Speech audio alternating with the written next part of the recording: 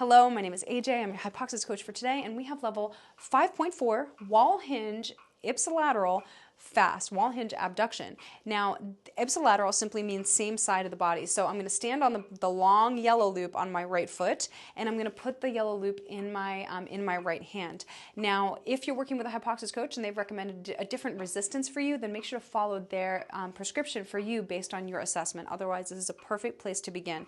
Now, here I wrap the band around once because I need that for my tricep kickback. Test it out once. See what kind of resistance you need based on the length of your legs. I like keeping my fingers extended for this one, just for that visual of using it as a posture exercise and switching up what I'm doing with my grip over the course of the exercises. But if you would prefer to grip, you absolutely can. Just make sure that you don't break in the wrist joint. Now you're going to connect that ball between the left knee and the wall, rotating 45 degrees away from the wall for this one. Here, the left hand's behind the head. Hypoxia's head stance is pressing the head back into the hand and also slightly pulling it up off the shoulders. Now, when I hinge at the hip joint and do that double kickback, I'm going to stare at my knee. It's shooting a laser over my third toe. It's not here, but it's right in the middle. And I'm lifting the arch of my foot as if there's a blueberry in the arch of my foot. If I say blueberry, it's because I want you to lift the arch of that foot as you hinge. And then when you come upright, I want you to equalize the weight between all 3 points on the foot tripod. That's big toe, pinky, and heel. Now the gaze, where you look, is specific.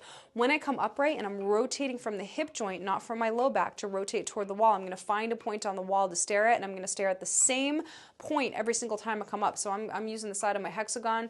For you, it could be a dot on the wall, a piece of dirt, a bug. Maybe you have a perfectly smooth and clean wall because you don't have little kids constantly putting finger smudges on the wall and whatever, like food on the wall. Well, then that is amazing. And then you just make up a point and you stare at that every single time you come up. So I'm staring at my knee on the way down, and then when I come up, I'm staring at the wall. That's it. So we do here add 1-6 beat breath retentions to start challenging that retention with the carbon dioxide tolerance. It's a 4-6-4 breath retention formula. You are loosening the ab ribbon on the exhale and you're keeping it loose on the breath retention. Let's take it from a posture zip up.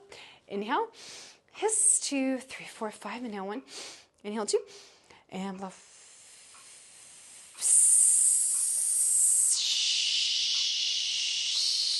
Hold the breath for 4, loose ribbon. 3, 2, and 1. Pause. Inhale, inhale.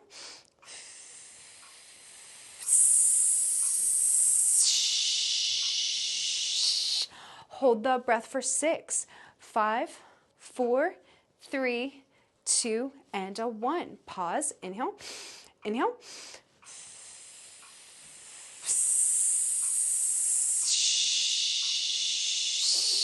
Hold the breath for 4, 3, 2, and a 1. Holy bananas. I know. Crazy for the glute. Amazing.